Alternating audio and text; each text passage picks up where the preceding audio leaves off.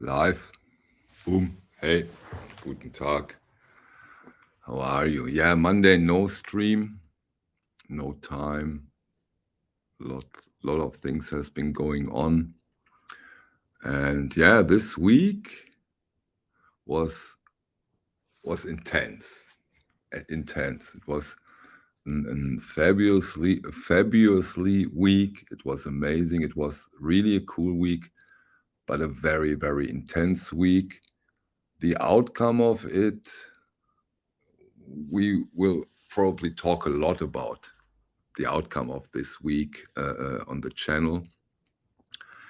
And yeah, otherwise, I have my turntable for over a week now.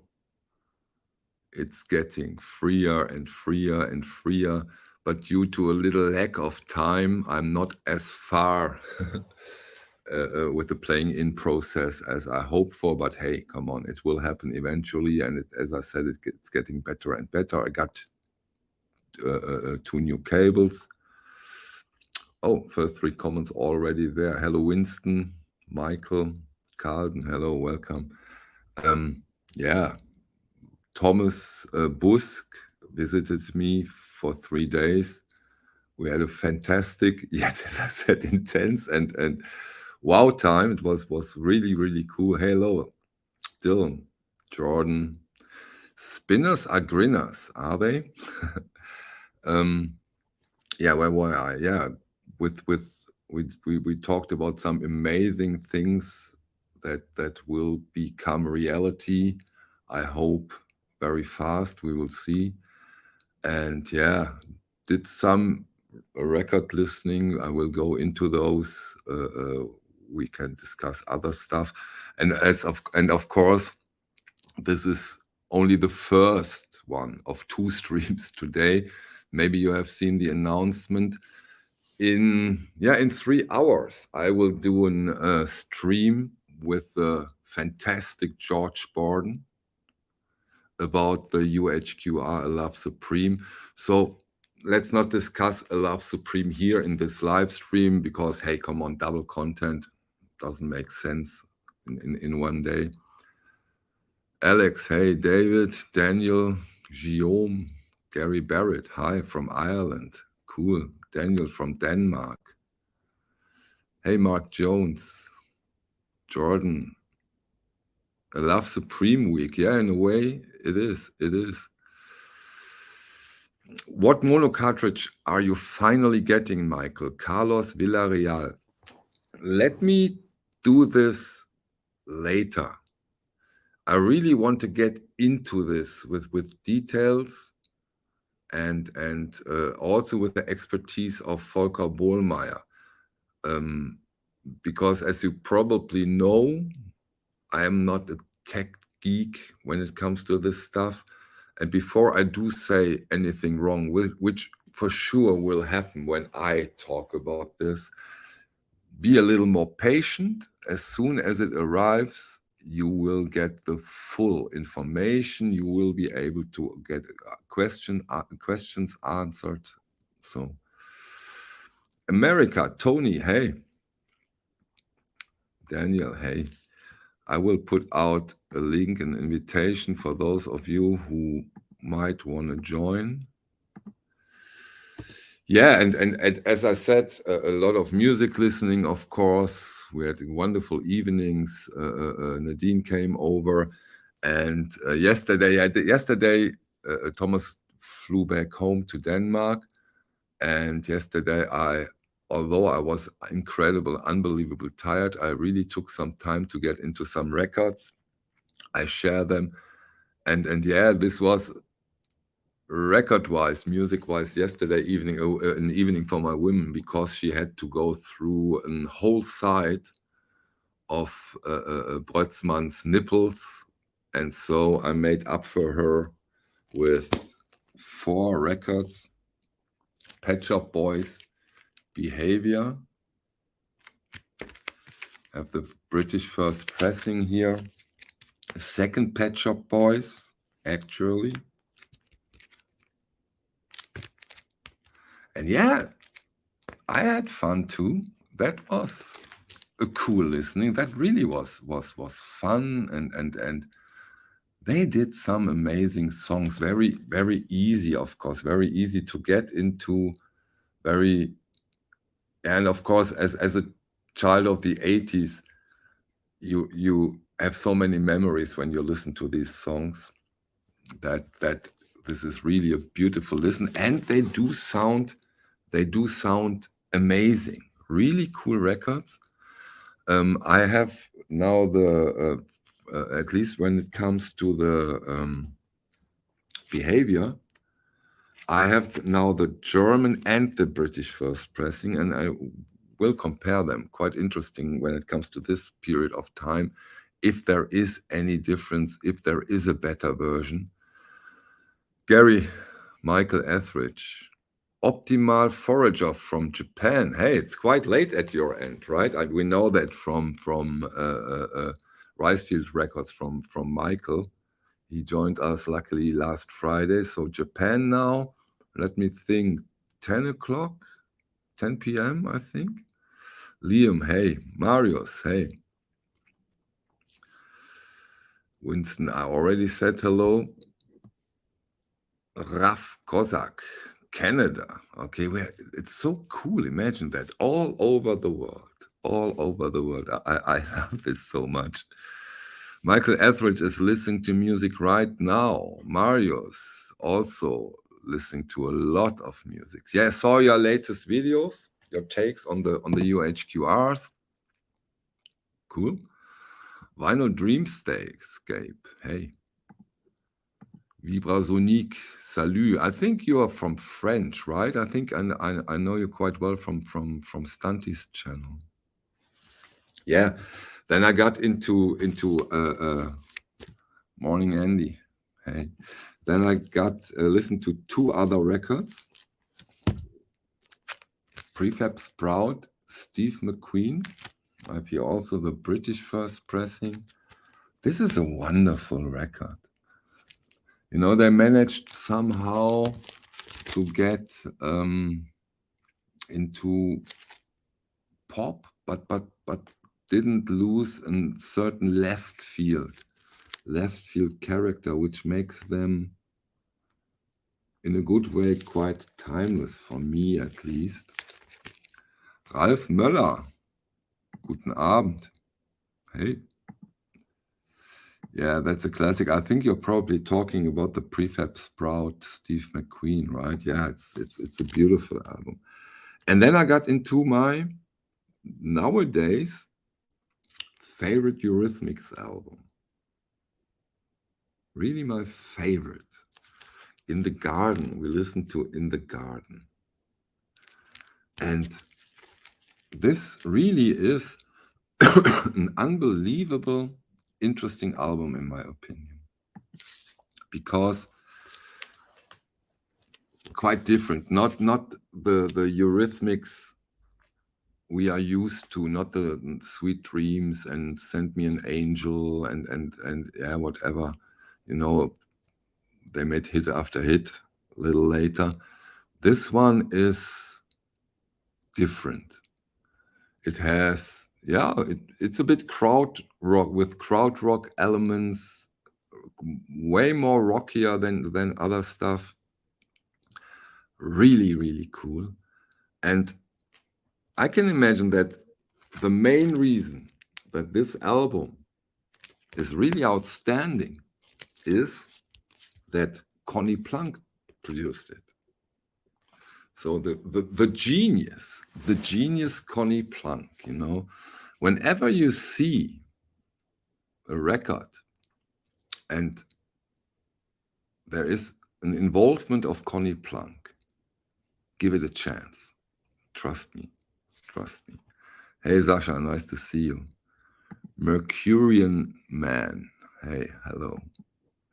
French Vinyl Addict. Welcome back. Nice to see you again. When you want to join us, just do. I think Sasha, I already said hello. Yeah, that was the listening of yesterday. And then, of course, I started something new with the latest videos. new on my channel. I can imagine that others, of course, have done that, but I thought this might be an interesting feature, and maybe I explain a little bit more here now in the stream until someone decides to get up to why I do it and what the idea behind it is. Wait a second. You have a cool idea from Stunty. I make note for all my records stickers that include date, it was clean, issues, and pressing. Stunty makes notes of song he likes on the records. Interesting. Yeah, but I think that also might have to do something with the fact that Stunty is a DJ. And I saw a lot of DJs and met a lot of DJs who made those kind of notes. So for their work progress, I think this is quite important. As you even Stunty, I can imagine, cannot memorize all of it. So, but maybe back for the new feature, meaning that when I do a video about a record or 3 records, 5 records, whatever records, I will give you another video about each record where I play a song so that you can get into the music. I mean, at least for me. Hey, Thomas, you're close. Okay, that's great. At least for me, talking about music in a not native language sometimes is like dancing your name. And so you really can get your own impression of the record, of the song, or get an idea. So that's why I will do that. That's why I will try that out. And the other reason is I might be wrong, but I can imagine that we, for a certain time now, really talk a lot about rare records or obscure records, at least about records not everybody has heard of. Hey, Cole, first one. Hey, welcome back. How's it going? I'm fine. Let me just finish the 10 seconds. Just finish the thought. Otherwise, I lost my train of thought. And so that's the reason. I give you an example. Let's take Harmonia. So a lot of you might have heard about Harmonia, but playing or making a little spot about this record, playing it, might give you a better idea. So that's the idea behind those additional short videos about records I talk about. Or take Cole, someone who with the music taste of Cole, he talks about amazing records, but 80% of those records I haven't heard about, and giving you an actual idea with a song or an example. In my case, it really would help. Hey, Jose, how are you? Yeah, join us. Although I have to say, as I said at the beginning, today 2 streams, so that means I have to close down 18 into roughly 1 hour 45 minutes, the latest. Hey, Radio Gnome. Cole, how are you? Sorry. Good, no, I'm good. No. I actually jumped on because there's a couple of records that I've been getting into, and your people in the chat, or you may know, there is this. So I was listening to WFMU, which for those that don't know is a station in New Jersey, and they play great music. And one of the shows I was listening to played a cut from this band from Germany called DOM, D-O-M. And they did a private press of a record, and the record is called Edge of Time. I just ordered a repress of the record, which is only from 2001. It hasn't been repressed since. And it was a pretty pricey record. But they're from Germany. They're called DOM. The record. I was just going to say the record is like minimalist kraut music, if that makes sense. Like super. That totally makes sense. I don't think Carlton, he means Deutsch-Amerikanische Freundschaft. He means it. That I can imagine Cole knows stuff, of course, right? Yeah, but I don't know anything about this record. It was only a private press, and it was only repressed. Now there are bootlegs that kind of have floated around. but it hasn't been officially repressed since 2001. It came out in 1972. Okay. This stuff of more or less obscure krautrock. This is such an unbelievable topic in general, Cole. There are so many, especially. Hey, Thomas. Hey, Thomas. Long time no see. How are you? We are just talking about obscure and very, very, very rare krautrock records. And he just mentioned a band called DOM, D-O-M, which I haven't heard of yet. But there are quite some out there and really hard to find, sometimes unbelievable expensive and almost vanished, right? Yeah, this record is called Edge of Time, by the way, if anybody's looking. It's DOM, and then the album's called Edge of Time. I just ordered, again, it's a 2001 reissue of it, but it has been reissued since, and there's a bootleg floating around, but the bootleg is actually more expensive than the repress right now, which and there's only one on Discogs. Okay, maybe because it's even older, or was it? I mean, I spent a pretty penny on the. Michael. Hello. I spent a pretty penny on this repress from 2001. But again, I don't know much about it except I did listen to the whole record on YouTube, and it's great. I mean, it is. I don't know if it was in Krautrock Sampler. If anybody's read that book, I don't remember seeing it, but somebody could point me in the right direction. Thanks for sharing this. If we have additional information, no, the band is not Duff. The band is DOM. DOM. I'll write it in that's the name of the band. I haven't heard of that. Probably Günther Herke has, Minty Vinyl has. I will get into this because I love this stuff. I find that it's great. You would love the record. It's very, very good. Cool. And the originals are in this or at Discogs or there's an original. I'm looking at there isn't an original being sold. The last time one was sold was April 6, 2021. And the highest price for it was almost $1,000, and the median price looks like $829 USD. So it's quite expensive. Yeah. Oh, this is a great question. Thanks you, Omari. So great, and he likes that we are doing now this video. How will you deal with copyright and YouTube? In a way, YouTube deals with it at its own. They just say, here's a conflict, you cannot monetize it. So, but I don't care. And that's it. And then you get a message. If you put it up, you get a message, no consequences for the channel. Or if I would do Sgt. Pepper's or Dark Side of the Moon, they would say, Yeah, but whatever you do, don't do Robert Fripp, King Crimson. He's quite heavy on it, any of his copyright. I think so the Eagles too, 15 seconds. Is that right? Allow 15 seconds? Yeah, that might be the case, but I won't do 15 seconds, you know. Yeah. Either I can play it, if not, I won't. Yeah. As easy as this. Nice coffee, Thomas? It's good. Cool. I was a little late. I just need my coffee, sit down, enjoy it.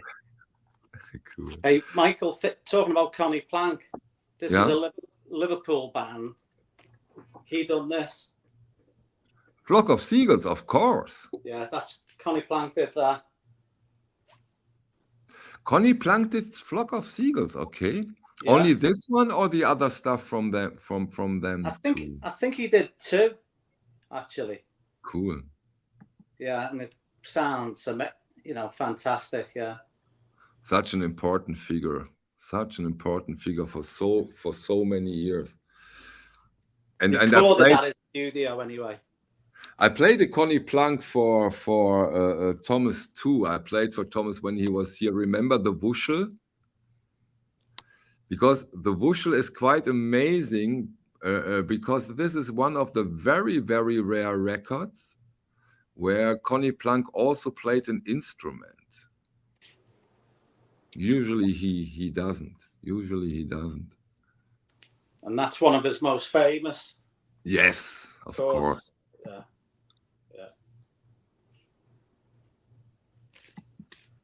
Thanks to you, I have this in a very, very beautiful collection. Have you played The Flock of Seagulls? Yes, I have. Have you? Yeah. Because that's a great album, that one. Yeah. Even though. And I was same with the Pet Shop Boys. I'm quite impressed about the quality of this one, and so also with the Vienna and the Flock of Seagulls. Although those have been million sellers, right? I don't know how many million copies of actually are floating around. I can imagine at Thomas' store alone you have 5,000 copies, but they are pressed heavily, right? Those are huge successes. Yeah, I never really took to Pet Shop Boys. Really, wasn't a big fan of them. Never. Same here. They had big hits, didn't they? But yesterday I totally enjoyed it. Yeah. Totally. Although, of course, now with the new turntable, maybe you can put on a Heino record or Deutschen Schlager, and I would enjoy that too right now because I'm so. Yeah. Have you played the Jade Warrior? Yes, I played the Jade Warrior. I played it to Volker Bohlmeier when we installed the turntable. I didn't to you, Thomas, right? I didn't play the Jade Warrior to you, right? Or did I? No. I forgot it, damn it. Hey. Next time. Next time, exactly. And how was your day so far? Found a rare record, Thomas? Yeah, I just heard you talked about how you marked up your records on your shelf for remembering. Mm-hmm. And I was just like, because I had one here where I could show how I do it. Yeah, sure. Oh, that record's great. That is an awesome record. I have the name here and the year. So if I have more from the same artist, they will be put up in years. Then I have the label over here. Oh, wow. Okay. And then I have the tracks up here. How does that sound, Thomas? I've seen an original in Japan, but that's the only time I've ever seen an original of that. How's that sound? I think it sounds amazing. Yeah. It's a good sound. Yeah. Who is it? Zelda. She's an amazing guitarist. From Turkey. Oh, yeah. So acoustic guitar with singing or without singing? With singing, yeah. It's amazing. It's but when you have those stickers on them, Thomas, but you have them in you don't have them in boxes, and what do you see first when you flip through them? The name, right? Okay. Normally after where you see the dot here, I have the beat per minute. So I'll show you one here, 2 seconds. Yeah. Yeah, because that's one of the yours that far. Okay, wait. Make it big again. So see here, then you have a track A2. It means like track 2 on side A, 100 beat per minute. Track B1. Okay. So this is my 3 favorite tracks on this album. Yes, because you're a DJ too, right? Okay. That's how you do it. So this is the track, and the stars is 1 to 5 star. Sorry, I fumbled. Wait a second. I made a mistake here. I wanted to make you big now, and here we go. Sorry. Okay. And those tracks I like, I put up as a A1, A2, B3, B6, and then I give them stars from 1 to 5. Wow, cool. So the best track on this one is A2 and B6. So, and if you grab it out and just don't want to listen to the whole record or just want to play a song from the record, you immediately know what to do. Yeah, when you're out DJing, you want to find the tracks fast. Yeah. Oh, that's cool. But technically, how do you do it? You listen to a record and then you have your PC or whatever opened and then you type it in or how do you do it? No, I I put the record on and I listen to the tracks, and then I have a mixer where I can see the beat per minute right away. So the tracks I like, I put the beat per minute in, and mostly I know which tracks I like. It's just to be really quick when you're out DJing, so you don't need to turn around. Was it this one? Because when you get a little bit stressful, you're starting to forget what tracks was you looking for. Of course you do. Of course I mean, with a record like this is easy. Then you see, oh, it's a sin. Yeah, of course, I remember it's a sin. Yeah. Thomas, are those pieces of tape that you put on the record? So is that what it is? It's tape, and is it printed up tape, or or is it pieces of paper that you just tape on there? It's a demo tape. Okay. It comes from the printer. But I think this is a really, really good idea, because the more record you get, the more important this becomes. Do you do something similar, Cole?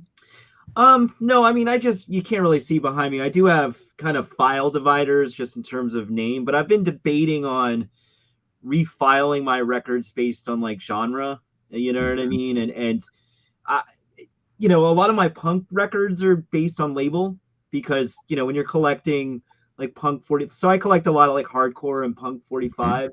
And when I file those away, I try to file those away by label, just because there's a certain point in time in the 80s to like 80 to like 86. For me, that's like labels are important, like record labels. And I think we were talking about this last week. And so I think for certain genres, like labels are important. But again, as far as filing goes, I'm not, as I know somebody that files by not only genre and, name, but also year.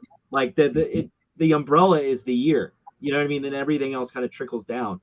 That's super intense in my mind. So, Although I have to say, due to the channel, what I did now since 2 years is that the new releases I buy, the new records, I put in year. So I have 21, 22, 23. I do have that. Of course, not when the Tone Poet comes out or the UA, that's different. But the new, let's say Taylor Swift, I put it in the shelf next to in the 2022 shelf. And does it stay that way for the rest of time, or until you refile? This at least I cannot answer yet. So far for the last 3 years, I did that. Of course, again, and that's always the big problem when it comes to organizing your collection. Neil Young put out a new record too, but this one is in the Neil Young section. Sure, yeah. Because having Neil Young all over the place, as an example. I think you bring up a really good point. I like to buy everything. I'm not just like a collector of like old records or, old artists or bands, obviously. I like new stuff. And so like me and a group of friends of mine, we always kind of trade year-end lists of, like new stuff that's like come out, especially when it comes to like experimental music or like free jazz, because there's just so much. So I think that's a really good idea, because I do kind of catalog my 2023 releases. Like I bought this record came out in 2023. It's not a reissue. It's a new artist. So I do that, but then they end up getting filed away just under the artist after, towards the end of the year. So I kind of do something similar. Yeah, again, organizing your collection is a tricky thing. And what I did stop, because I thought so much, hey, you also have to organize it in a way that a third person can make sense out of it. But then it gets totally crazy. In case you die or something. For example, yeah. But forget about that. How do you do it, Thomas, with your few records? Yeah, I'm not good at remembering, so I'm always saying to myself, how I remember this easiest. And with soul records, I remember easiest by artist. With jazz, I remember easiest by label. By stuff like this, I remember easiest by country. So you have a Turkish section, you have a Colombian section, a Mexican section, stuff like that then, right? Yeah. Because I don't remember the Italian name, but I remember it's in Italy. If I try to figure out where do I have this one, then I know it will be in the country. But again, let me create exception from the rule. If you collect a Mexican jazz label, it would not be... No, that will be on the Mexico or Colombia.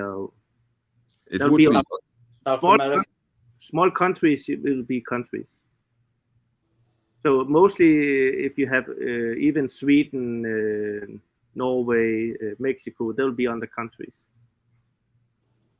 But big countries like America will be on the different.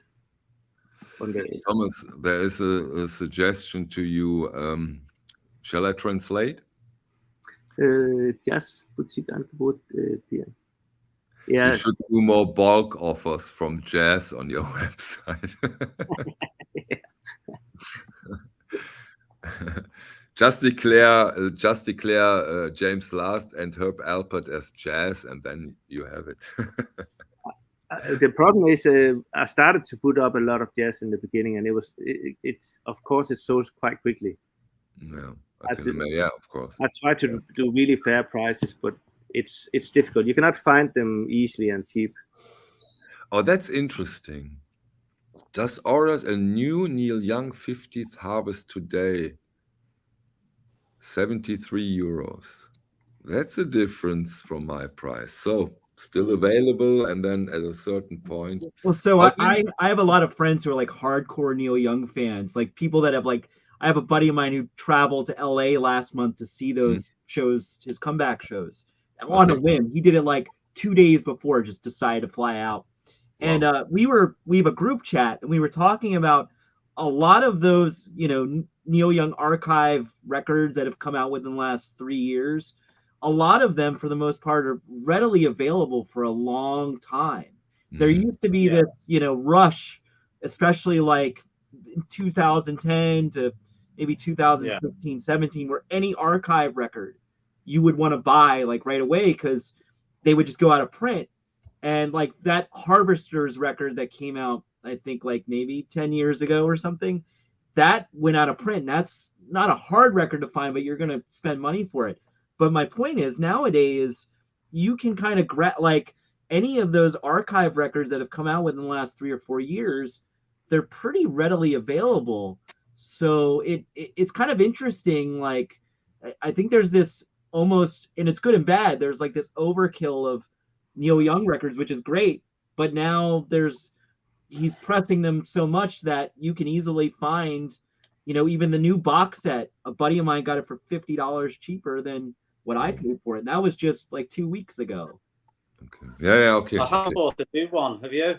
Chrome Dreams. I haven't bought that one yet. Yeah, I just got it. I haven't listened to it yet. I just got it. I mean, it's a lot of that is stuff that is on the archives box. Exactly. I didn't know whether to. Yeah. I'm just repeating it. It's that one of them kind of thing. I mean, it's if you're a Neil Young nerd, like a lot of me and my friends are, which I am. I've got. It's one of those. Exactly. Yeah. That's why I'm surprised that you don't have it. So even 6 months ago, I would have rushed out and got it straight away. But after getting this latest box set, I've got enough going on that, listening to that for now, and then I'll probably end up getting it in a month or so. And that's what I just wanted to say, because what Cole's not saying, and then also in the Pinnacle, hey, come on, it's cool that you don't be forced to order it, otherwise it's gone. So now Liam can say, come on, this month I already bought so many records, I take it next month. Hey, that's cool.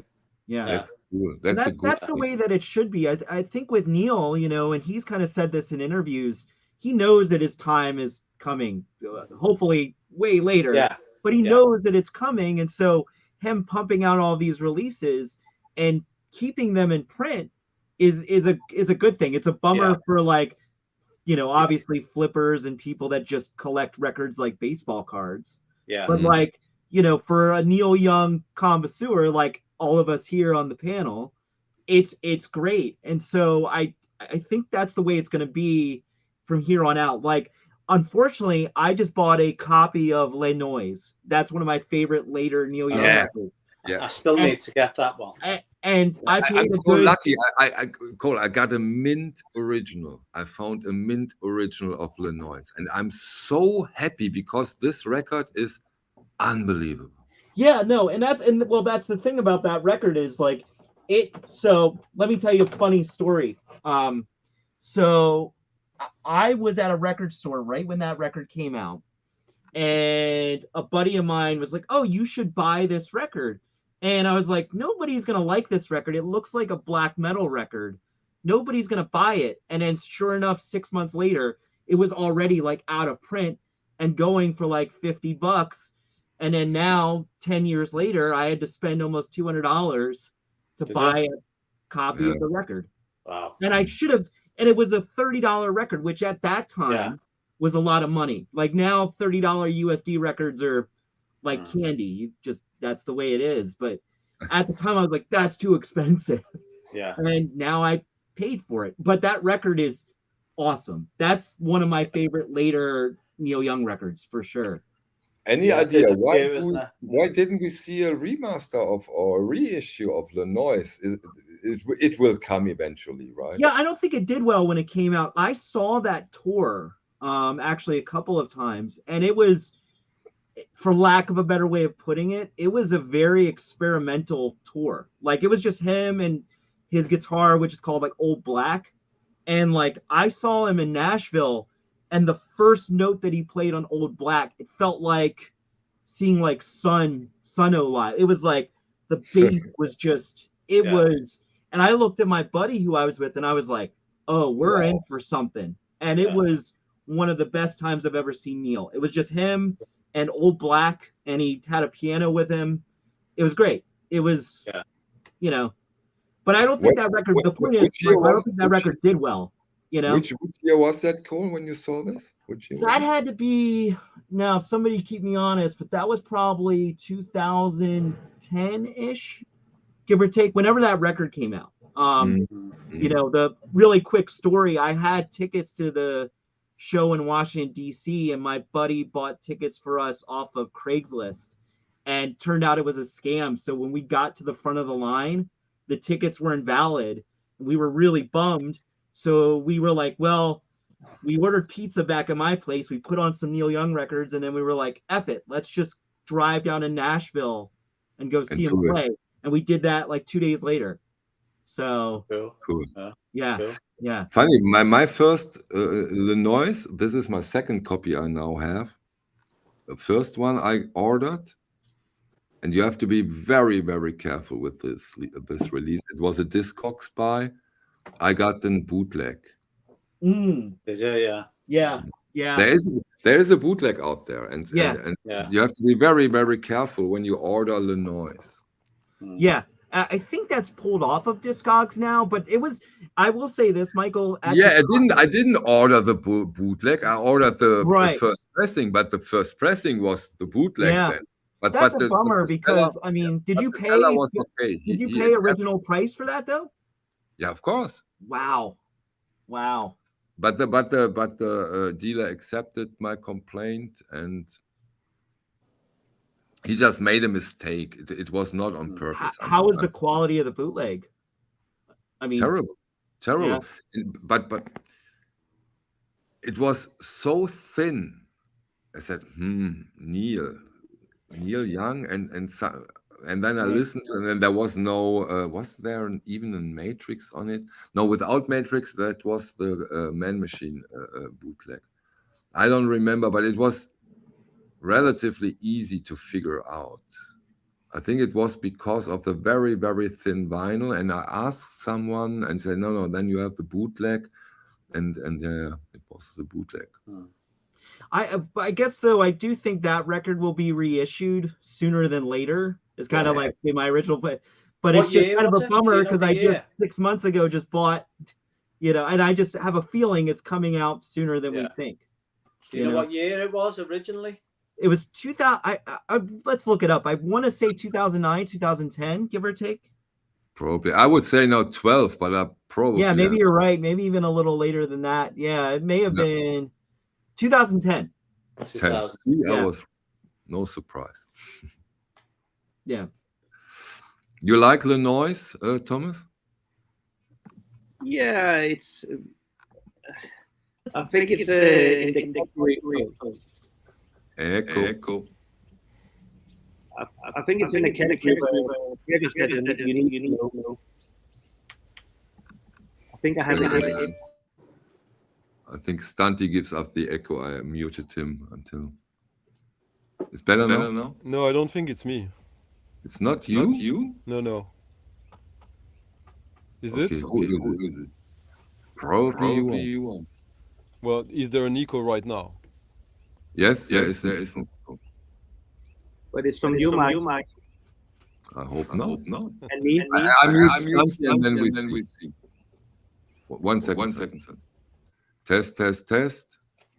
No echo. It's Stunty. Okay, it's you, Stunty.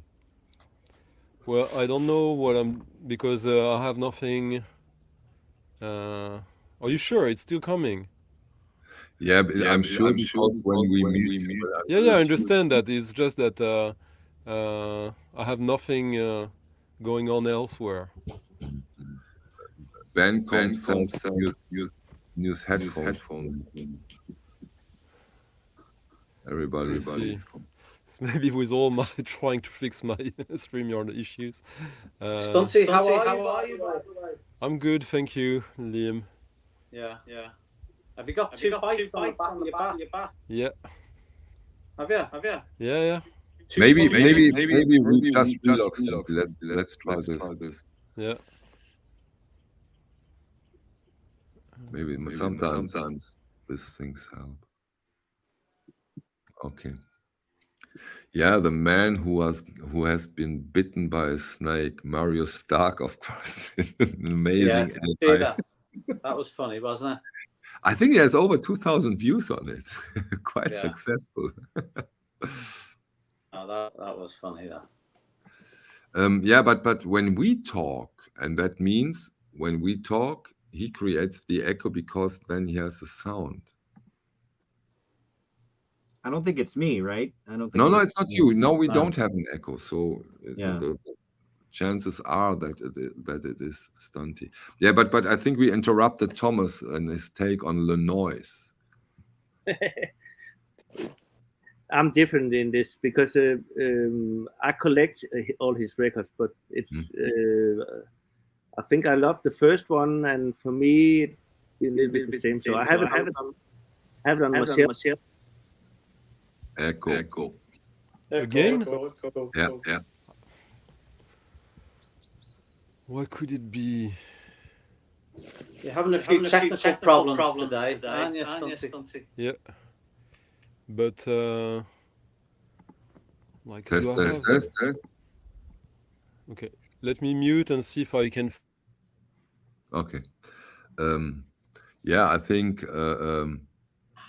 I'm Beatles, but there are so many Neil Young completionists. I'm quite surprised, and even I didn't even Cole as a Neil Young fan. I'm totally surprised. Or only certain Neil Young records, or are you also into hardware? I collect all Neil Young records. I mean, there's me and my friends. Like I said, I have a group chat going on where every day it's like, have you guys checked out this bootleg? I have friends who will go to like record shows just for Neil Young bootlegs. Like, I mean, I love Neil Young and I have pretty much his whole catalog, but my other friends are like obsessed. Like, will go to the ends of the moon to get original pressings or, obscure pressings of records, and obviously live bootlegs, which is kind of the bread and butter right now, I think, of Neil Young fans, even though Neil's doing the archive project. Did you ever get that Sleeps with the Angels? I didn't. My buddy did.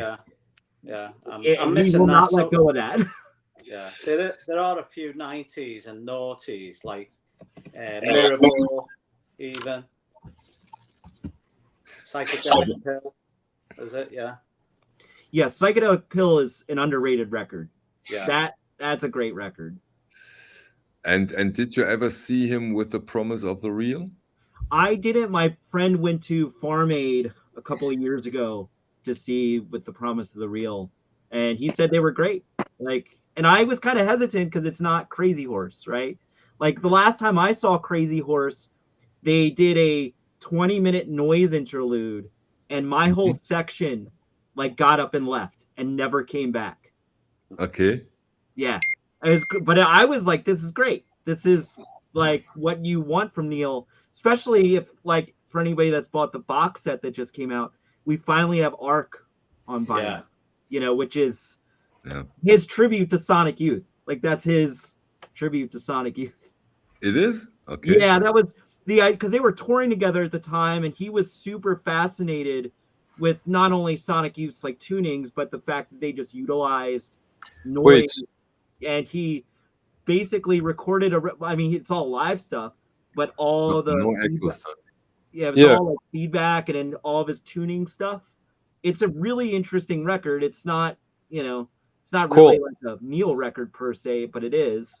Cool. When you say Sonic Youth tuning, you mean Rhys Chatham or Glenn Branca tuning, right? Yeah. And so there's a story though, Stunty, where Thurston and Lee, towards the tail end of the tour, ended up Neil really befriended them, and they would go into his trailer or his tour bus, and they would just talk about guitars and records. And so that's how Neil has said he got a lot of schooling on just like different records he's never heard of, clearly. But the people that I know that have seen that tour said, a lot of people would just turn their backs when Sonic Youth would play, which makes sense because it was like 91, I want to say, something like that. That tour. No, that was later.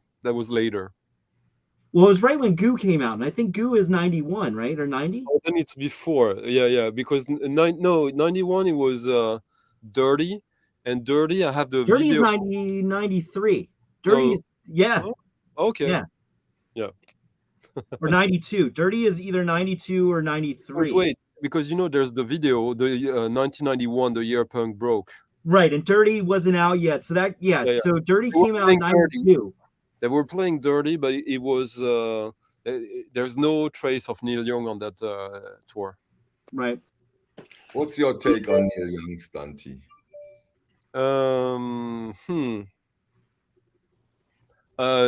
I think I was a teenager when I got Harvest, and I absolutely hated it. Of course.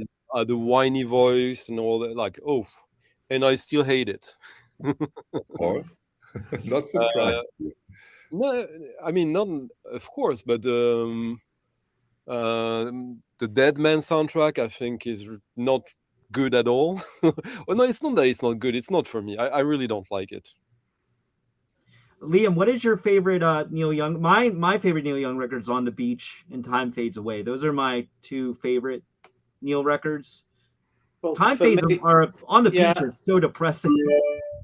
Yeah, On the Beach is great. I'd always go for, I know it's a quite popular answer, After the Gold Rush. I know, but it's always meant something. Those 70s era of Time Fades Away, On the Beach is one of the biggest underrated albums. What did you think of his collab with Devo? I haven't heard it, actually.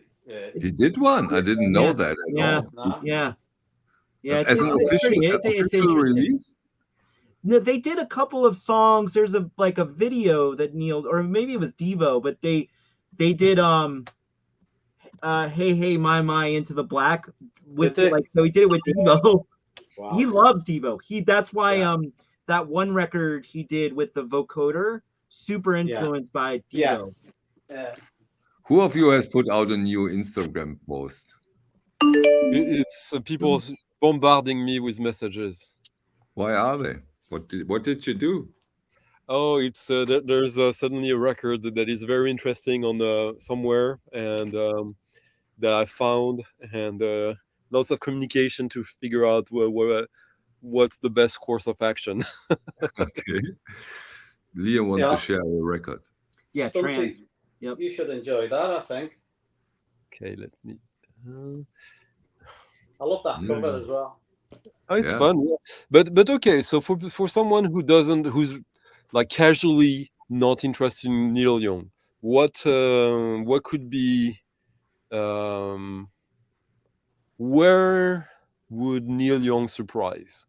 I think On the Beach, Stunty. I think you would really like On the Beach. It's so like sparse and just totally depressed, like, and not in a whiny way either. Like if you read the contextual history of that record, he was in a really, really bad place, like a really bad place. And that record doesn't sound anything. It doesn't sound anything like After the Gold Rush or Harvest.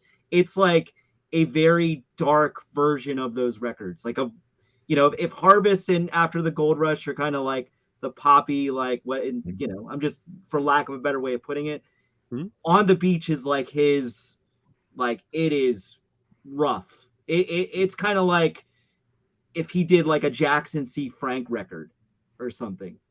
I don't know who Jackson C. Frank is. What about that album, was he? Is that for Marius, was it? Yeah, show it again. Which year are we talking about now with the trance, Liam? 83? The Geffen years, isn't it?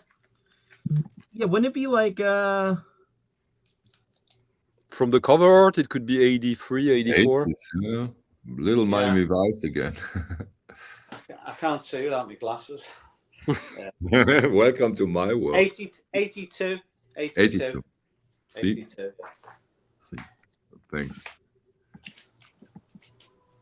Yeah, Neil Young.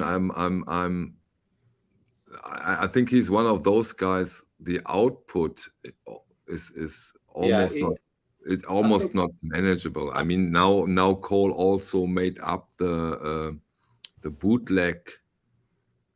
And he's got his own bootleg series, hasn't he? Yeah, now he started his own. Yeah. Michael, for example, with Nurse's Wound, he puts out regularly albums like CDs that are, because he can't afford to put everything out on vinyl. So, but the stuff he puts out these like outtakes, like when he's working on an album, sometimes he does like a work in progress version of that he releases on CD. So are all the Neil Young records like, how many are like proper finished projects rather than bootlegs, rather than sessions, there's over probably 25, you know what I mean, 30 maybe. I mean, his output now, Stunty, has been an album a year almost, with a studio album like a year. But that's normal. 7 or 8 years. One studio album a year, that is manageable in a way. But Cole, correct me if I'm wrong, and I agree with Stunty. It's one solo project a year, one with Promise of the Real, one with a Crazy Horse. So and I think it gets a little daunting too, because even though some of the Neil Young archive stuff is live, it's stuff like Chrome Dreams, where if you're not a Neil Young deep diver, you would think like, oh, well, this is a proper studio record. But that's not really a proper studio record. It's a compilation of what would have been. It's kind of like, because Chrome Dreams was kind of like his like Smile almost, or something, where it's like it was supposed to come out and it never did, and there were all these rumors about it. And so, you know, we ended up getting Chrome Dreams 2 back in like 2007, which was a whole new record, but was the brother to Chrome Dreams, which hadn't even come out yet. You know, so I totally get what you're saying, Stunty and Michael. Like, it's kind of like how I was saying the other week with like The Fall. Like, I don't know where to begin with The Fall. You know, like I know we were all talking about that the other week, but you know. So Dreamscape's take is that he thinks that Wealth is a great starting point for anybody who's looking into the harsher or darker side of Neil Young. Yeah, I agree with that. He's saying the same, or he's quoting Weld as well. So who is saying this too? Something? Okay, I didn't see it. Yeah, sorry. I know that I overlook a lot of comments, so please excuse me. It's difficult for me to Stunty, you know what's funny is you mentioned Nurse with Wound. I think White House is kind of the same way. It's like I've heard from Susan Lawley that like part of the reason why there hasn't been this big vinyl reissue push since like the early 2000s for White House stuff is that it's just not affordable for them to do it right now. Whereas like CD versions are, I know that there's one coming out soon. There's a bunch of other reasons called that I think are bigger than that. Yeah, I mean, if we're talking politically, yeah. Like the biggest one is the music. Yeah. Like there's much less diversity and variety in the White House than in Nurse's Wound. Sure, but I think that there's a core group of, you could do 1,000 copies of like Total Sex or New Britain. You know, look at that Come box set that Vinyl on Demand did. Like that sold out like immediately. But let's put it that way. I think that White House, the people who buy White House records, like who are completists, they are collectors rather than. You might disagree with me, but White House music is more. The idea of White House music is more interesting than the music itself. I don't know. I had friends, like all of my friends went and saw them in the early 2000s. We were all punks. No, but like, seeing it live is a whole different thing than listening to the records. I've seen him. I guess we're just weird. We would sit around and listen to like Wiggle Like a Fucking Eel, like as if that was like our Beatles or something. Yeah, but really? then you can listen to Francisco Lopez or others. It's not that different. Like, and we would like that. We would, you know.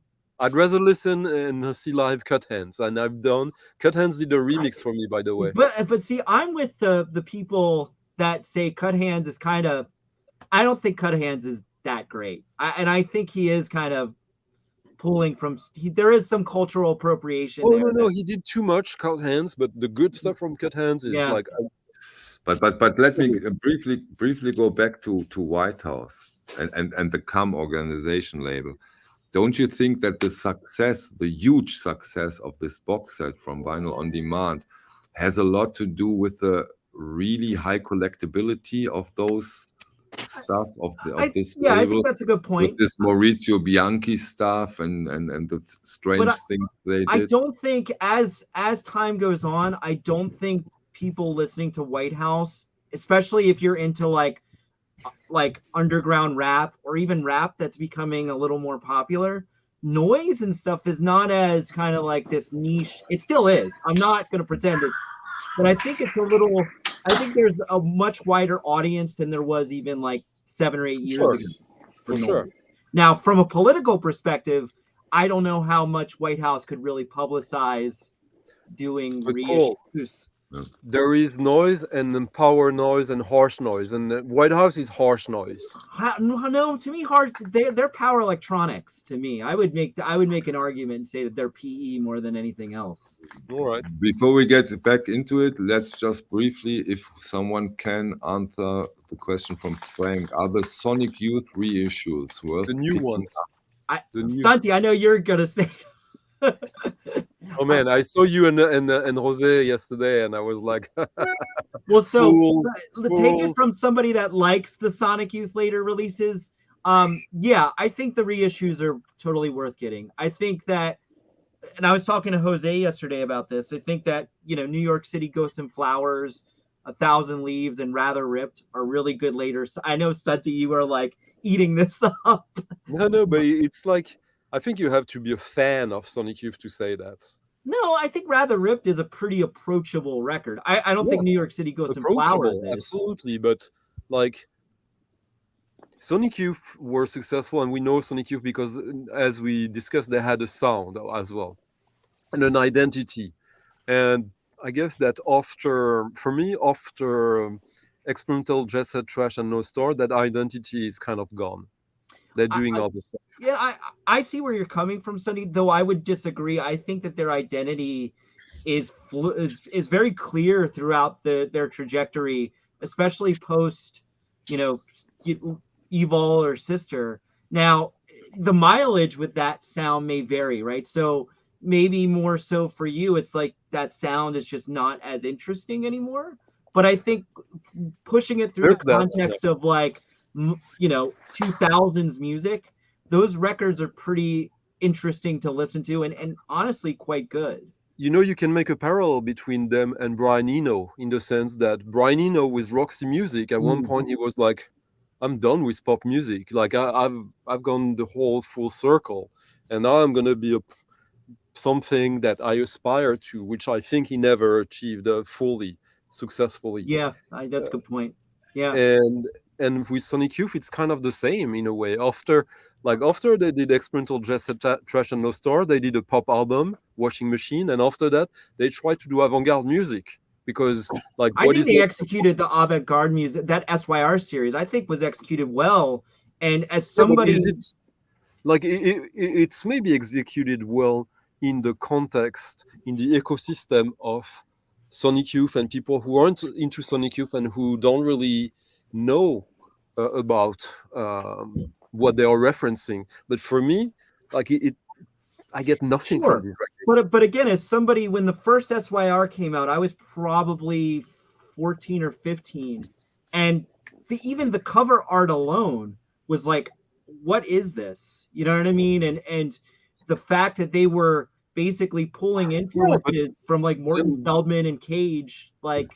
But we don't disagree, but maybe we disagree somewhere there, and I'm interested in that. But like for me, these covers, of course, I knew where it was coming from. That was because I was already very recently then, like I started to buy these records in probably 96, something like that.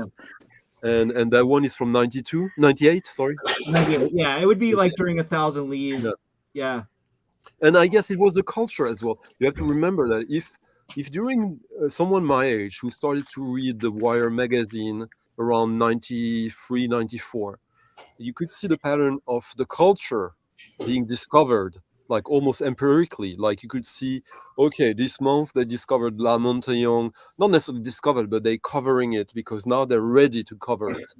And yeah, and I think I totally I see where you're coming from, Stunty. I think from me, as somebody who, my mixtape, and I said this last week, was like Sonic Youth. So whenever I would read interviews and they were talking about, you know, Albert Ayler or Yoko Ono or somebody, like I was like, what are they into? I have to find that. And so for me, those records are important because they were my gateway into legitimate avant-garde academic music. And you could make fun of that and say that's not valid. Before going, I just wanted to show some of those White House originals. Wow. Wow. Quite interesting records and a beautiful, danke Stanti. Yeah. Quite beautiful. And this is also, I think, the overall packaging and stuff, and those are the soft ones, right? Really builds up also to the collectability. Did you find them in Den Bosch, Michael? No. No, I this one I got from Marcel, and this one I got from Günther, if I'm not mistaken. Oh, okay. Michael, did you get the Come box set? Yes. Wow, I have tried desperately to get that, and it's just, I mean, it's like a 700 USD box set now, and it's the price exploded. The price exploded. Funny story though. When I started the channel, I started it years ago with a purge. And I purged the ComBox on a Wednesday. Wow. And somebody bought it. And I said, damn, that was a mistake. Wow. And the very next day, I ordered another copy. And luckily I did. Have you talked to the vinyl on demand guy? I know that dude is like a super collector. Like that's how he's like an intense collector, from what I understand. Especially when it comes to Genesis P. Orridge. I think he's the Throbbing Gristle Museum on the legs. Yeah, and I think he really wants to do one at some point. It will be. I think he said it to that. Like when he finally tackles Throbbing Gristle, then he's done. Like he does everything he has to do before that, and when he does Throbbing Gristle, that means that it's the end of the label because he's done what he's supposed to do on Earth or something. Yeah, something like that. But then on the other hand, Stanti, and I love the label. He said now for 2 times. Okay, at the end of the year, that's it. And luckily he didn't. But you never know. And I only can imagine the pain putting out those giants of box sets. And that's what I also wanted to ask Cole. when he started the White House discussion, you know that he put out those two Sutcliffe Jugend. Yeah. You probably can see it behind me. There's one right there. You have them too. Okay, you have them too. Yeah. But how is the connection between Sutcliffe Jugend and that's what I wanted to know from you? He was White on House. a couple of White House releases, I believe, and he was part of the collective, that the label that they did in like the early 80s. I mean, I don't, it's again, White House politically, it's really dicey to discuss White House, especially You think so, really? that first cassette that they did. If somebody wants to look that up. But it's for me, it's much less dicey than Destin June, who is not that dicey. 100%. No, but in reality, it's quite clear what they're doing. It's provocation, and what's his name? The White House, his real name again? No, I don't know his name, but yeah, shit! I commissioned a remix. You and names. Come on, you are the king of names. Yeah. Well, he's writing reviews for like ID magazine and stuff like that. He basically, I remember like 10 years ago, he was reviewing the latest Lady Gaga album. Douglas Parse. Douglas Parse is Destin June. Let's get Thomas into the discussion. Do you collect organization label, White House, Sutcliffe Jugend? Are you into that area as a collector too? I think Thomas is frozen. It looks like it, yeah. Liam, White House. No, I can honestly say I've never heard anything by it. Okay. Well, he's from your. Sorry, I can't hear any of you. Okay. Can you hear us now? Sure. No, we could hear you, Thomas. Yeah. Can you hear us now? I can hear you. Yes, but I didn't hear anything the last half minute. Okay. The question was, Thomas, to you, are you also into this White House organization stuff, or is that not part of your collection until now? I think that's one of those I will look more into after this. Cool. After you guys.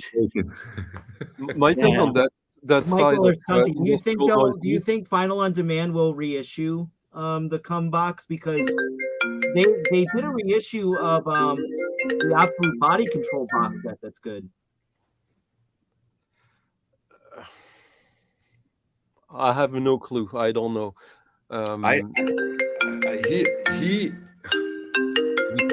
doesn't want to do reissues. He really just doesn't want to. He hates doing reissues of the box sets, but he might do an exception when it comes to the com. Well, I know that. So for this one, he just reissued, and I've been looking for this for years, and he just did a reissue, and it says it on the back. It says VOD 37RE. So I mean, maybe there's just not enough demand for that Come box set, but I feel like there will be. I'm sure there will be. Maybe he made a less opulent one.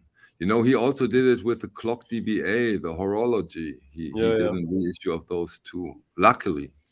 And didn't he at some point issue some of those Muslim Gauze like records individually from the box? No, he did it from the get-go. From the get-go. Exactly. And he did a CD version then later. I have the CD version, yeah. But the thing, my take on the Kum organization is the music was very vital and important back then. It was important for what came next. And because of that, the originals, these are very cool artifacts. But I think that the culture of that music has transcended that kind of music a long time ago and made music much more interesting and less stubborn. I found that music quite stubborn now. When I was younger, I thought it was interesting and challenging, but more in the sense that it's good to go through that process at one point in your musical journey. But at one point, I think it's time to. For me, it was time to let go, at least. So Stundy, can you extrapolate that a little more? Like, do you mean like in terms of like that you're just out of that kind of phase, or is the music just didn't age well for you? Both. Yeah. Because I think that some people have continued to do that music, but transcended it into, like, if you listen to, for example, if you listen to the very first Coil record with Zoskia, it's a noise record. It's like a really grungy noise, industrial music.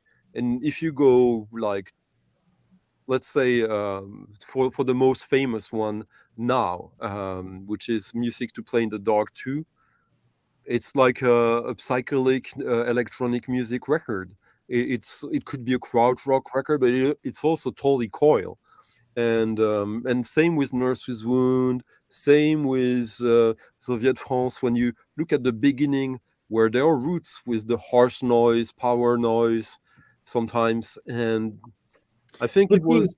I mean this as a joke. I mean this as a joke, though, Stunty. I have a joke with my friends. The punk retirement plan, it goes two ways. You get into punk and hardcore, and then you retire into electronic or dance music, or you get into shoegaze music. And I think, like, for me, I guess I just haven't done the retirement plan yet, because I still love White House. I still will rock, like, I even love new stuff like the Rita. I think the Rita is a good sort of, if you look at the trajectory of White House, like, I think the Rita has done a good job of.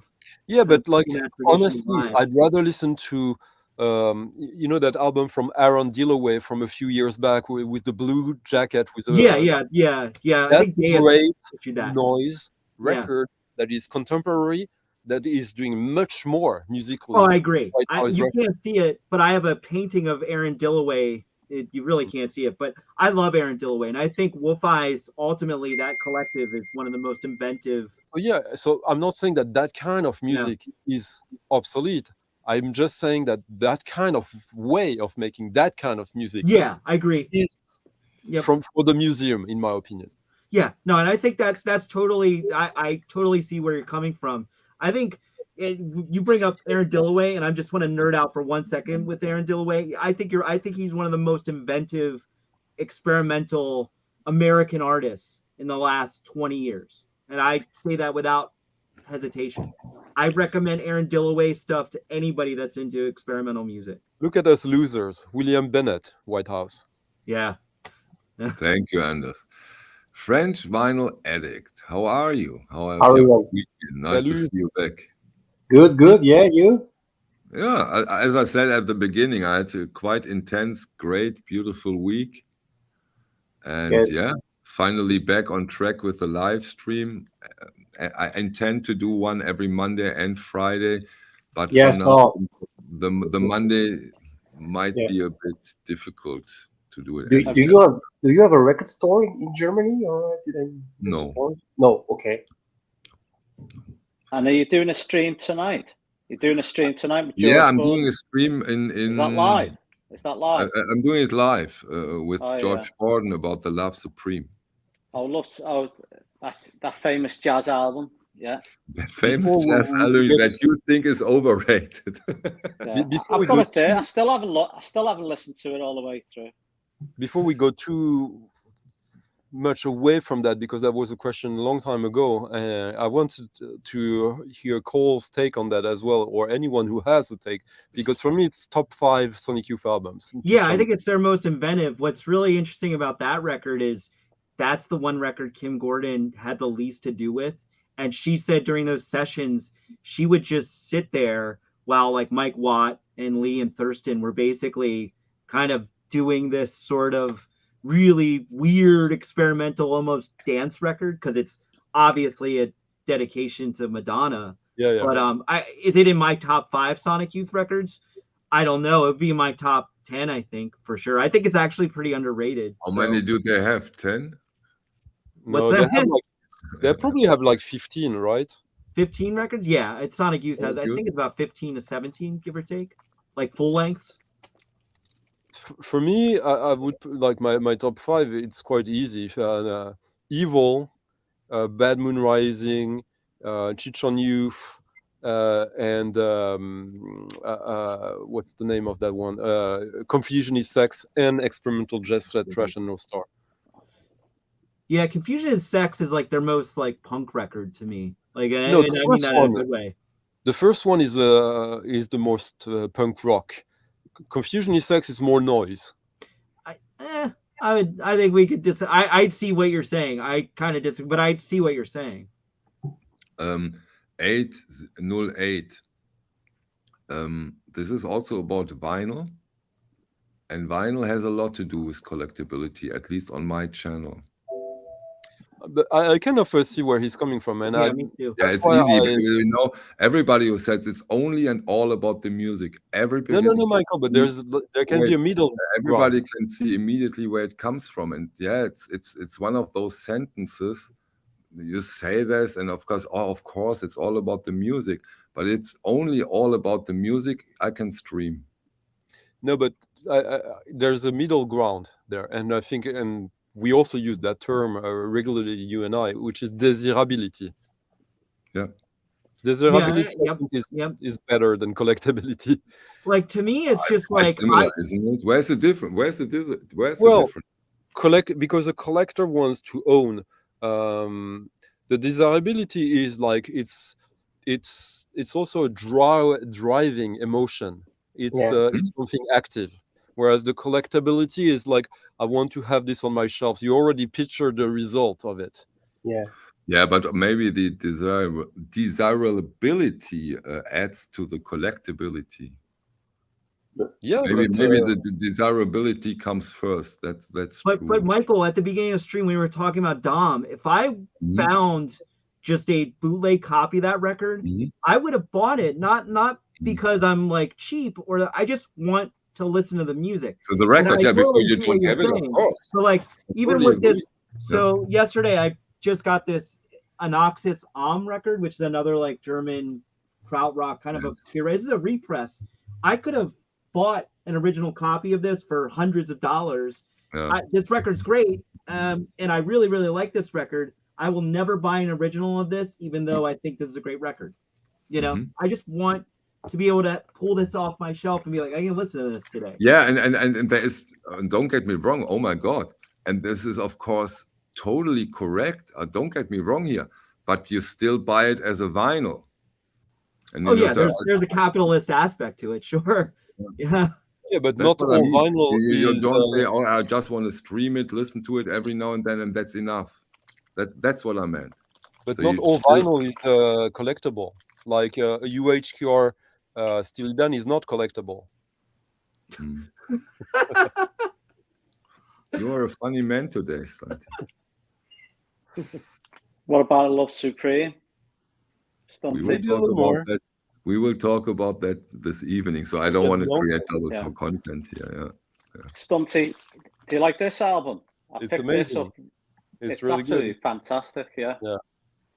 Travel. Yeah, I was surprised. Picked that up in near mint for £6. It's quite. You got it in Liverpool? Yeah, found it in Liverpool, and I was quite lucky because it was very dirty, but underneath it plays with not a pop or a click, absolutely. So I got lucky, but for £6, and I've never heard it before, but absolutely love it.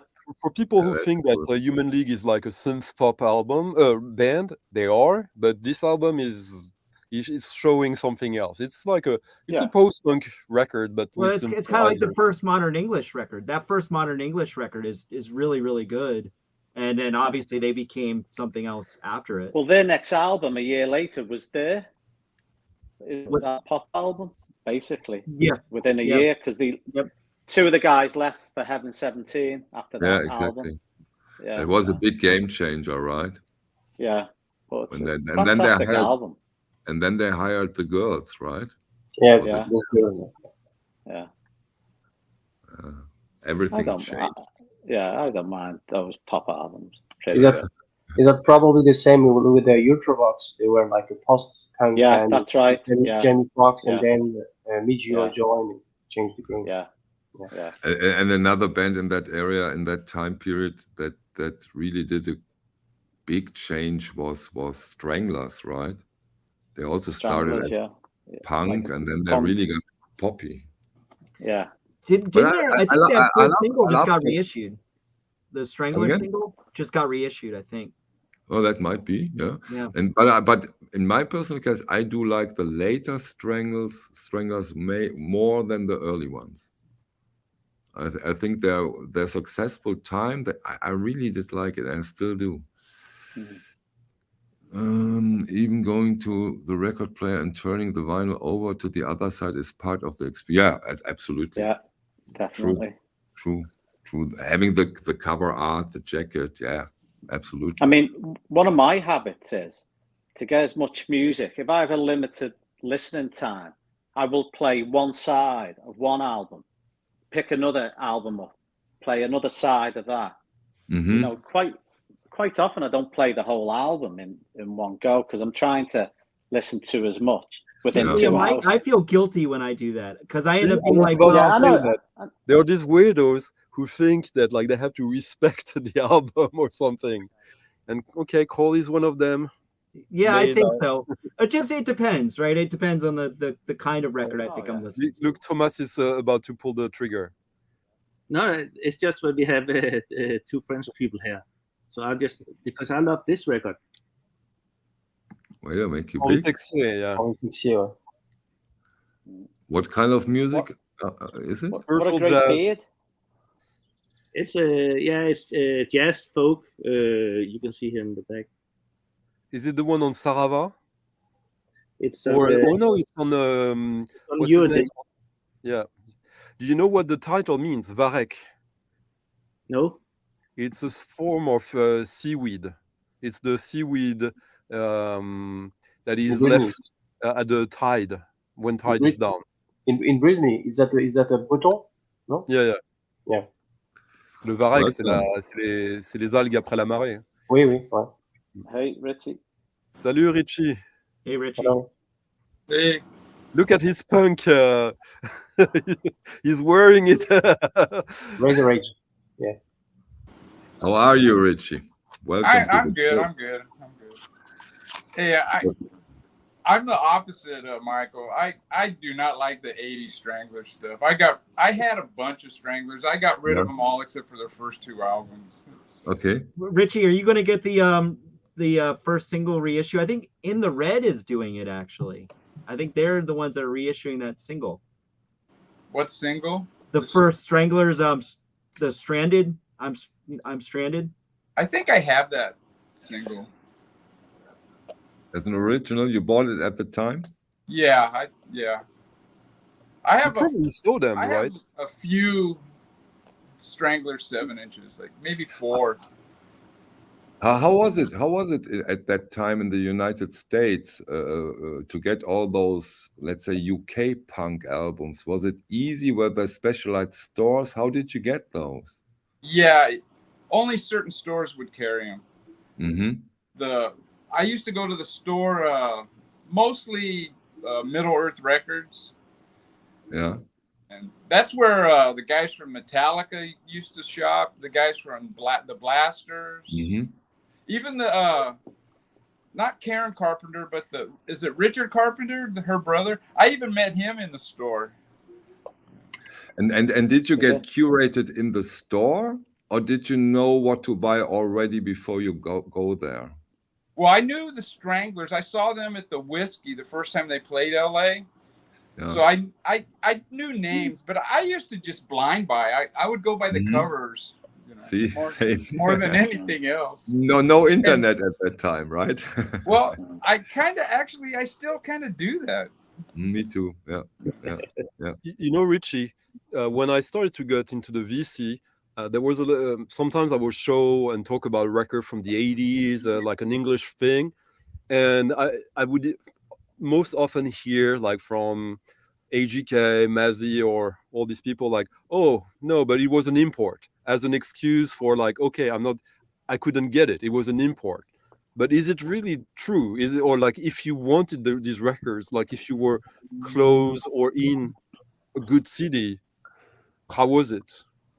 Well, I would say the major chains didn't carry a lot of the imports, but the independent stores, they did. If you live like in LA, you could find whatever you wanted. Can imagine, yeah. Yeah, and just to correct myself, somebody said, yeah, that song that I was talking about is by the Saints. The 7-inch I'm thinking of is Grip, which I know In the Red is not reissuing. That I've always wanted a copy of Grip. So Richie, do you have a copy of Grip? I don't think I have that. No. Yeah. But you still listen to all those records you bought at that time, right? You still go for it. Not as much as I used to, but like most records I pull out, I'll listen to it once and then I put it back. Mm-hmm. But once in a while, there's one I'll listen to 10 times, and then I put it back. But yeah, I haven't listened to the Stranglers in probably 10 years, though, to be honest. Maybe you do tonight after we talked about it. Richie, are you a fan of all the like Killed by Death comps and stuff like that? Yeah. I only have 2 of those, but yeah, everything I've heard, that's right up my alley. Yeah. Have you heard of the Killed by Meth? No, I've heard of like Killed by like Hardcore and Killed by Ireland and those other like comps. Those Bloodstains ones? Oh, the Bloodstains ones are great. Yeah. Bloodstains Across America. Yeah. Yeah, there's a band. There's a band from Detroit, the Stains or the Stools. I really like them, and they were on one of the Killed by Meth comps. So that's why I bought it, and I like the whole darn thing, man. It's pretty good, but they're Canadian, so it's kind of expensive to pick them up. Well, the Stranglers were also kind of a French band, anyways. So Yeah. What's the French connection? Well, the singer is French. Jean-Jacques Journel. He was born in England, but his parents, they came from Normandy. They had a restaurant, so they moved early 50s in England. But he was born in England.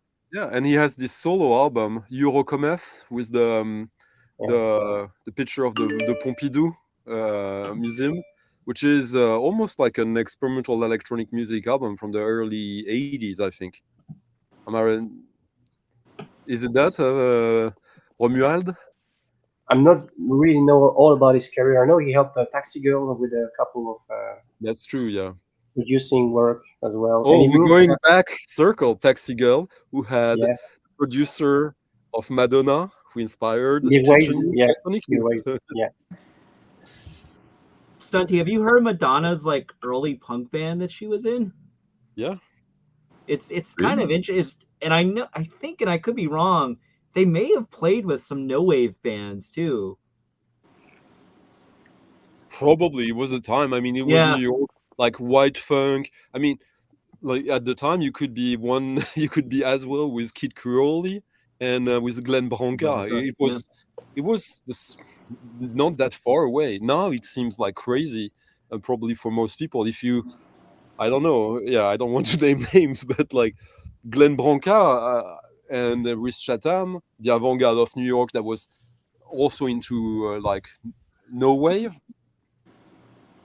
There was quite a lot of capillarity with like more like mainstream music.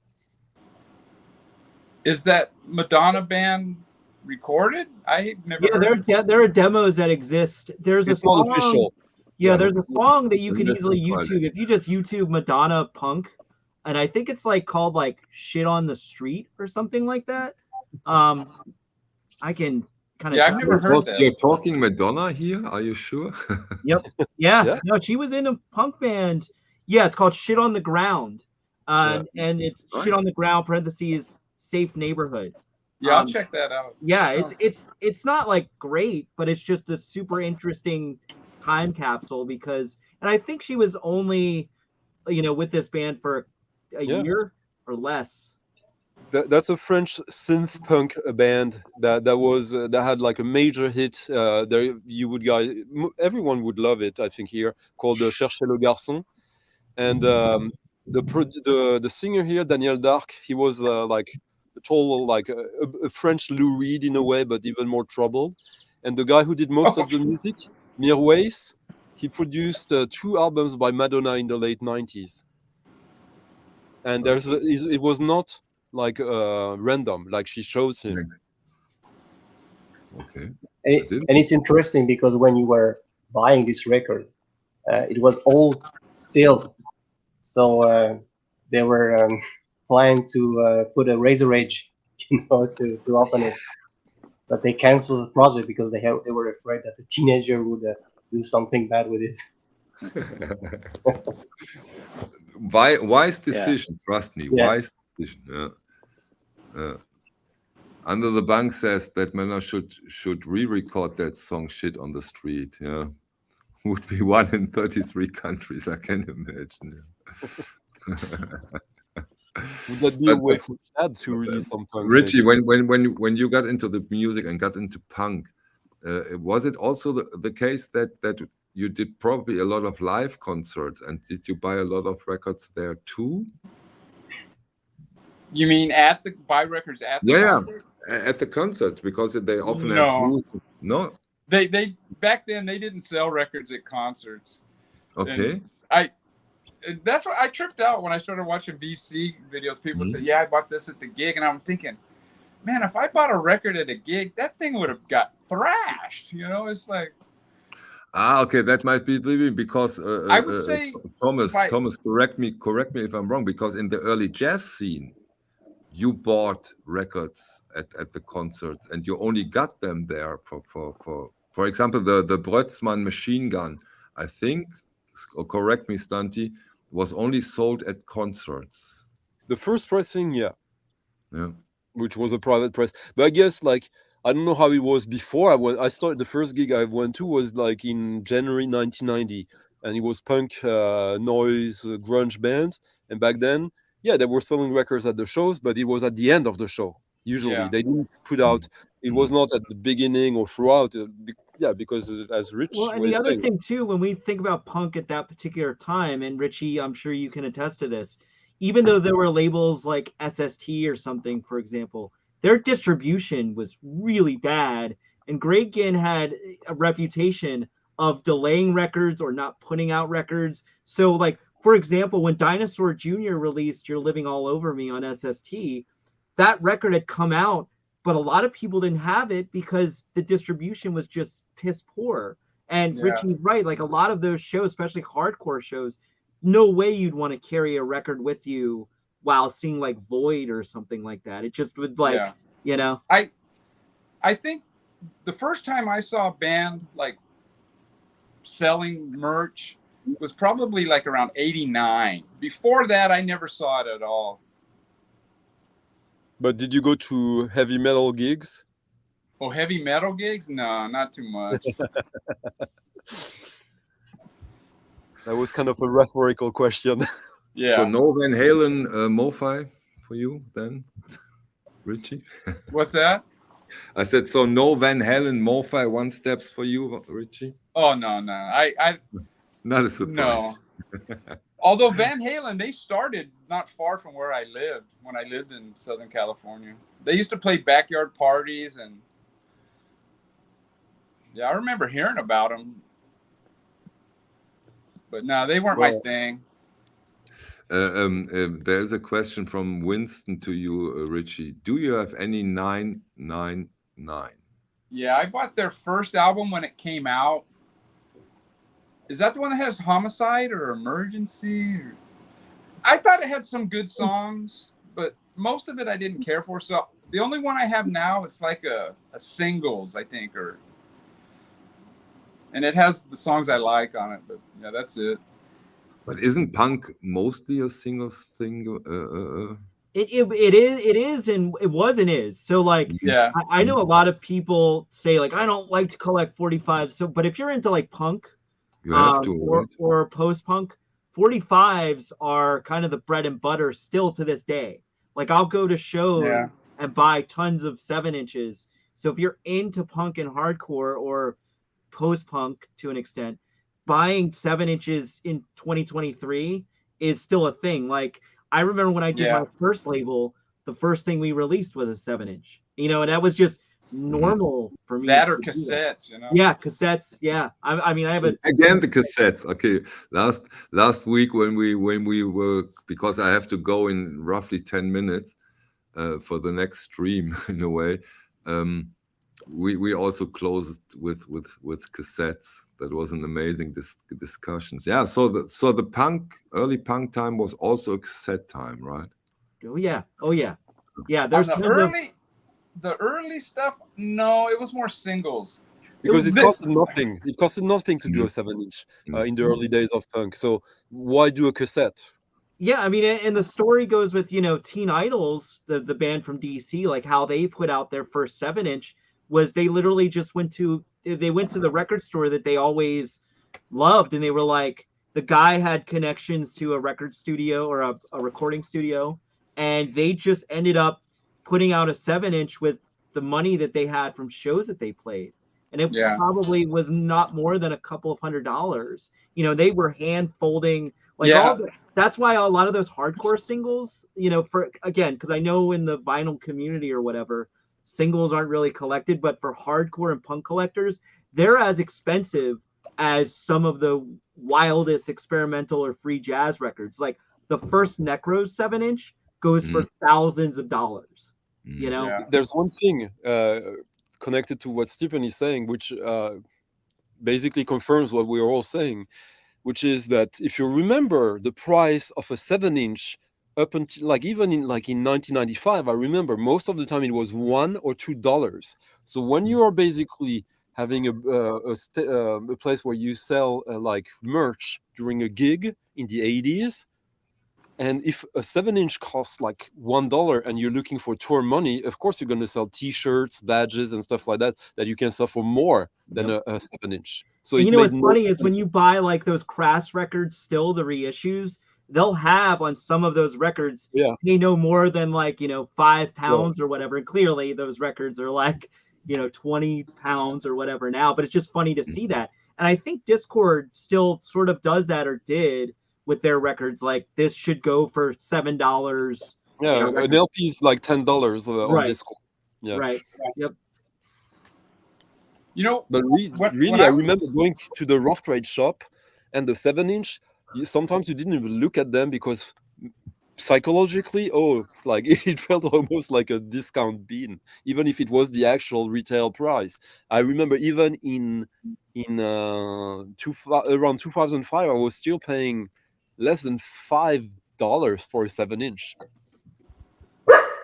Really? Boston. I collect a lot, or I try to collect a lot of Japanese hardcore 7-inches, stuff like Lip Cream or Death Side, like stuff from like the mid 80s to 90s. And those records, like I thought, I bought a Lip Cream record for like $70, a 7-inch. And another friend of mine was like, oh, well, I have the original of that, and that goes for like $250. Like it is, 7-inch collecting in the punk world is wild. Like it is. You know who is a huge punk record collector and 7-inch collector is Günther. And we are already preparing for a video where he shows and talks about and explains about his punk 7-inches. That's where he started, and that's where he comes from. So he's totally deep into it, and I can imagine that he will bring up some amazing stuff. When I was a kid, I used to buy singles because they were cheap. But then when like the first Jimi Hendrix album came out and Sgt. Pepper, I went to albums, and I didn't have any interest at all in singles at all until it was probably around 78. And I started thinking, I go, you know what? This band probably isn't going to release an album. Maybe I should start buying their singles again, And that's how that's exactly how some of those bands did. Like they just would put out a single or a demo cassette and just be done. That's why like there's this like push for, punk and hardcore communities to document their scenes, because bands would just come and go like with one release, Yeah, that the label Radio Raheem. Mm-hmm. Yeah, they do a good reissue job. Yeah. Yeah, they do a great job of exactly what you just said.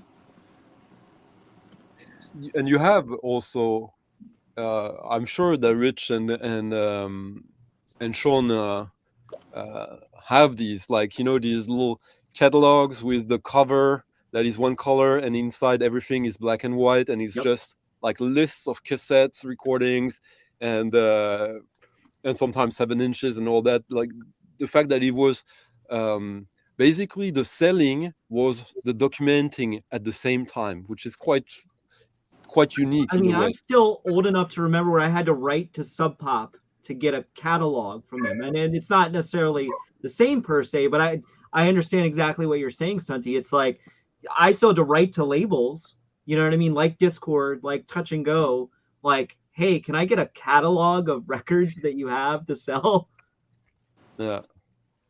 And, that record store I was talking about, Middle Earth Record, I never had to contact Sub Pop because they stocked everything by Sub Pop, and I ended up, I don't know, I might have probably less than 100, but more than 50 Sub Pop singles, because I just like, man, this cover's fucking cool, you know. And then I started listening. Oh man, these are pretty good, you know. And was it the same with you? And I made my experience with a certain kind of jacket, certain kind of cover, and quite often you have something that reminds you of this cover and say, okay, that one was good. This looks a little bit like it. I take it. Yeah, that's what that was my way. For example, getting into the label 4AD, and then say, oh, 4AD. Oh, I know I have 3 records. Label is called 4AD. So this seems to be interesting. And then I bought all of this label, and so I got through with it and started. 4AD was a great label. I wish I would have bought more. Yeah. But again, probably not so easy to get in the United States, right? They had US pressings for most of the releases. Okay. At least not in the early days, but after 85, most records had US pressings. And especially their bigger bands too, right? Like 4AD's bigger bands after post like 85, like Stunty's saying, it was easier to find 4AD records, especially due to just, you know, independent music and punk and hardcore in general creating sort of this ecosystem for a label like 4AD to actually get good distribution in the US, you know. But you have also to remember this basic fact that back then it costed less to do a US pressing than to import, which is why we have both pressings, obviously. Right. But 4AD, like, obviously now people maybe forget about it, but by the early 90s, mid 90s, they were known as a label that had a sound. All the bands there. But before 85, you have punk bands, you have reggae bands, you have, or not reggae bands, but punk bands who are doing dub. You have singer-songwriters. And I guess it's like it gelled with the success of both Dead Can Dance, Cocteau Twins, and later the Pixies, but really that created that sound. Don't forget the Throwing Muses, please. I love them. Yeah, it came a little. Yeah, well, it's an American band. Yeah. I like first Modern English on 4AD. Yeah, I was just saying that first Modern English record is a totally different record than anything else. Bauhaus' first record is on 4AD too, right? Yeah, quite sure. The first Bauhaus on 4AD? No. Bauhaus is not on 4AD. Never was. But the first Matt, what was the name of the singer of DD? The Matt something. Matt Johnson. Matt Johnson. The first Matt Johnson first pressing is on 4AD. Really? Okay. Yeah, and it's I didn't know. And it's a experimental electronic punk album from 1981. Stunty, did you just say Bauhaus was never on 4AD? Because I have Bauhaus records that are on 4AD. Sure. Yeah, like in the Flatfield is on 4AD. Which but one? You know, the way Stunty says this, how can you say? But I was quite sure that the I was like, no, I know that Bauhaus records are on 4AD. But starting with which record? In the Flatfield. Okay. Is it? Was it? Yeah. That's It wasn't licensed or anything. Yeah. Oh, he's going to check. He's gone now. No. we insulted him. What label was Fad Gadget on? Oh, that's a good question. Beggar's Banquet? No, that was on Mute. Mute? Yeah, Mute. Yeah, that was another good label. Yeah. Frank Tovey. Sorry, I have to do something terrible now. I have to end the stream because I have a second streamer. I said that at the beginning. Totally sorry, Richie. No, that's now all good, man. That's a beautiful discussion. I have to interrupt this, but as I said, I have a second stream in 1 hour, 15 minutes, and I have to prepare a little bit for it. And 3 people are waiting for my telephone call to call them back. All right, you can't leave them waiting. I did already. Okay. All right, take care. Michael, thank you so much later. for your time and participating. participating. Stunty, I'll thank you you later. So maybe if you're on. Okay. Yeah, sorry.